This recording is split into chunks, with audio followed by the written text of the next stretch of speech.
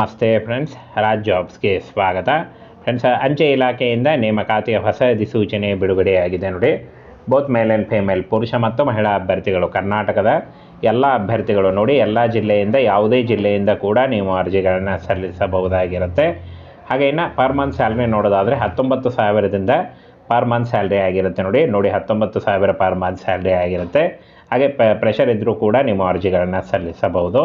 ಕರ್ನಾಟಕ ಸೇರಿ all over ಇಂಡಿಯಾದಲ್ಲಿ jobs ಇರುತ್ತೆ. ಪೋಸ್ಟಲ್ನಿಂದ ನೇಮಕಾತಿಯ ಹೊಸ ಅಧಿಸೂಚನೆ ಆಗಿರುತ್ತೆ ನೋಡಿ. ಬೋತ್ ಮೇಲ್ ಆ್ಯಂಡ್ ಫೀಮೇಲ್ ಯಾರು ಬೇಕಾದರೂ ಅರ್ಜಿಗಳನ್ನು ಸಲ್ಲಿಸಬಹುದಾಗಿರುತ್ತೆ.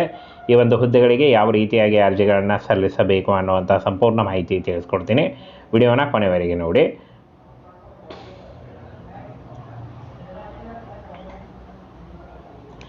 ಫ್ರೆಂಡ್ಸ್, ಇಲ್ಲಿ ಕಾಣಿಸ್ತಾ ಇದೆ ನೋಡಿ, 8ನೇ ತರಗತಿ 10ನೇ ತರಗತಿ ಹಾಗೂ PUC ಆದಂಥ ಅಭ್ಯರ್ಥಿಗಳು ಅರ್ಜಿಗಳನ್ನು ಸಲ್ಲಿಸಬಹುದಾಗಿರುತ್ತೆ ನೋಡಿ. ನೀವು 8ನೇ ತರಗತಿ ಆಗಿದ್ದರೂ ನೀವು ಅರ್ಜಿಗಳನ್ನು ಸಲ್ಲಿಸಬಹುದು. ಹಾಗೆ SSLC ಮತ್ತು PUC ಮಾಡಿದ್ರೂ ಕೂಡ ನೀವು ಅರ್ಜಿಗಳನ್ನು ಸಲ್ಲಿಸಬಹುದಾಗಿರುತ್ತೆ. ಸಂಪೂರ್ಣವಾಗಿ ಪೋಸ್ಟ್ ಆಫೀಸ್ ಉದ್ಯೋಗಗಳಾಗಿರ್ತವೆ. ಹೊಸ ನೇಮಕಾತಿ ಆಗಿರುತ್ತೆ. 2023ರ ಹೊಸ ನೇಮಕಾತಿ ಆಗಿರುತ್ತೆ ನೋಡಿ. ಇನ್ನು ಸಂಬಳ 19,900 ಪರ್ ಮಂತ್ ಸ್ಯಾಲ್ರಿ ಆಗಿರುತ್ತೆ. ಇದು ಜಾಸ್ತಿ ಕೂಡ ಆಗ್ತಾ ಹೋಗುತ್ತೆ. ಕಾಯಂ ಉದ್ಯೋಗಗಳಾಗಿರ್ತವೆ. ಇನ್ನು ಫ್ರೆಂಡ್ಸ್, ವಯೋಮಿತಿಯನ್ನು ನೋಡೋದಾದರೆ 1 ಜುಲೈ 2023ಕ್ಕೆ ಅನುಗುಣವಾಗಿ 18ರಿಂದ 30 ವರ್ಷದ ಒಳಗಿನವರು ಅರ್ಜಿಗಳನ್ನು ಸಲ್ಲಿಸಬಹುದಾಗಿರುತ್ತೆ. ವಯೋಮಿತಿ ಸಡಿಲಿಕೆ ಕೂಡ ಇರುತ್ತೆ ನೋಡಿ. OBC ಅಭ್ಯರ್ಥಿಗಳಿಗೆ 3 ವರ್ಷ ಮತ್ತು SC/ST ಅಭ್ಯರ್ಥಿಗಳಿಗೆ 5 ವರ್ಷಗಳ ವಯೋಮಿತಿ ಸಡಿಲಿಕೆ ಕೂಡ ಇರುತ್ತೆ. ಇನ್ನು ಶೈಕ್ಷಣಿಕ ಅರ್ಹತೆ ನೋಡಿ, SSLC PUC ಮತ್ತು ಇಲ್ಲಿ ನೋಡಿ PUC ಮತ್ತು ಡಿಗ್ರಿ ಆದಂಥ ಅಭ್ಯರ್ಥಿಗಳು ಕೂಡ ಅರ್ಜಿಗಳನ್ನು ಸಲ್ಲಿಸಬಹುದು. 8ನೇ ತರಗತಿ SSLC PUC ಆದಂಥ ಅಭ್ಯರ್ಥಿಗಳು ಕೂಡ ನೀವು ಅರ್ಜಿಗಳನ್ನು ಸಲ್ಲಿಸಬಹುದು. ಹಾಗೆ ಚಾಲನಾ ಪರವಾನಗಿ ಬೇಕಾಗುತ್ತೆ ಅಂತ ಹೇಳಿದ್ದಾರೆ. ಲೈಟ್ ಮೋಟಾರ್ ವೆಹಿಕಲ್ LMV ಈ ಒಂದು ಫ್ರೆಂಡ್ಸ್ ನಿಮ್ಮ ಹತ್ರ ಲೈಸೆನ್ಸ್ ಇರಬೇಕಾಗತ್ತೆ. LMV ಲೈಸೆನ್ಸ್ ಬೇಕಾಗುತ್ತೆ ನೋಡಿ. ಇದಂಥ ಅಭ್ಯರ್ಥಿಗಳು ಅರ್ಜಿಗಳನ್ನು ಸಲ್ಲಿಸಬಹುದು. ಹಾಗೆ ವ್ಯಾಪಾರ ಪರೀಕ್ಷೆ ಸ್ಕಿಲ್ ಟೆಸ್ಟ್ ಇರುತ್ತೆ. ಯಾವುದೇ ರೀತಿಯ ಲಿಖಿತ ಪರೀಕ್ಷೆ ಆಗಲಿ, ಯಾವುದೇ ರೀತಿಯ ಅರ್ಜಿ ಶುಲ್ಕ ಆಗಲಿ ಇರಲ್ಲ. ನೇರ ನೇಮಕಾತಿ ಇರುತ್ತೆ ನೋಡಿ.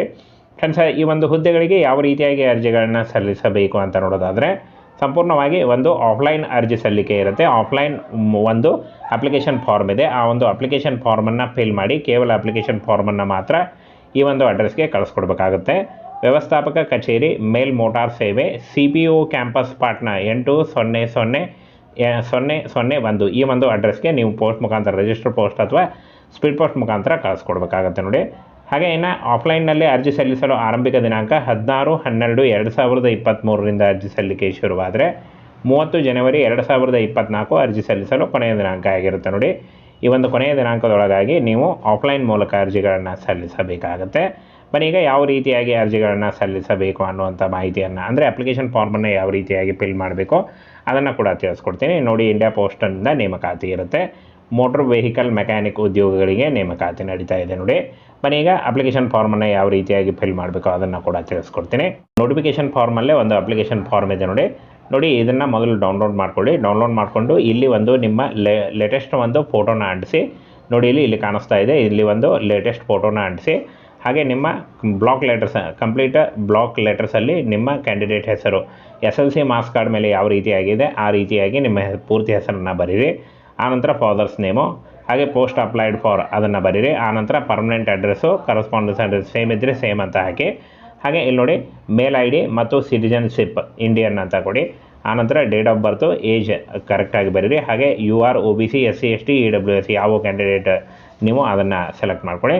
ಹಾಗೆ 8ನೇ ತರಗತಿ ಮತ್ತು SLC ಎಲ್ಲಿಂದ ಪಾಸ್ಔಟ್ ಮಾಡಿದ್ದೀರಾ ಅದನ್ನು ಬರೀರಿ. ಹಾಗೆ ಹೆವಿ ಮೋಟರ್ ವೆಹಿಕಲ್ಸ್ ಏನಾದರೂ ನಿಮ್ಮ ಹತ್ರ ಲೈಸೆನ್ಸ್ ಇದ್ದರೆ ಅದನ್ನು ಹಾಕಿ ಫ್ರೆಂಡ್ಸ್. ಹಾಗೆ ಇಲ್ಲಿ ನೋಡಿ ಸಿಗ್ನೇಚರನ್ನು ಹಾಕಬೇಕಾಗತ್ತೆ. ಆನಂತರ ಇಲ್ಲಿ ಡೇಟ್ ಆ್ಯಂಡ್ ಪ್ಲೇಸ್ ಹಾಕಬೇಕು. ಹಾಗೆ ಎಜುಕೇಷನ್ ಕ್ವಾಲಿಫಿಕೇಷನ್ನ ಒಂದು ಜೆರಾಕ್ಸು ಮತ್ತು ಏಜ್ ಪ್ರೂಫ್ ಒಂದು ಆಧಾರ್ ಕಾರ್ಡ್ನ ಜೆರಾಕ್ಸು, ಡ್ರೈವಿಂಗ್ ಲೈಸೆನ್ಸ್ ಏನಾದರೂ ಇದ್ದರೆ ಜೆರಾಕ್ಸನ್ನು ಕರೆಕ್ಟಾಗಿ ಈ ಒಂದು ಅಪ್ಲಿಕೇಶನ್ ಫಾರ್ಮ್ ಜೊತೆ ಜೆರಾಕ್ಸನ್ನು ಒಂದು ಕವರ್ನಲ್ಲಿ ಹಾಕಿ ಕವರ್ ಮೇಲೆ ಪೋಸ್ಟಲ್ ಅಡ್ರೆಸ್ಸನ್ನು ಕರೆಕ್ಟಾಗಿ ಬರೆದು ನೀವು ಕಳಿಸ್ಕೊಡ್ಬೇಕಾಗುತ್ತೆ. ಈ ರೀತಿಯಾಗಿ ನೀವು ಅಪ್ಲೈ ಮಾಡಬೇಕು ನೋಡಿ. ಸಂಪೂರ್ಣ ಮಾಹಿತಿಯನ್ನು ತಿಳಿಸ್ಕೊಟ್ಟಿದ್ದೀನಿ. ಈ ಒಂದು ಅಡ್ರೆಸ್ಗೆ ನೀವು ಕರೆಕ್ಟಾಗಿ ಕಳಿಸ್ಕೊಡ್ಬೇಕಾಗುತ್ತೆ ನೋಡಿ.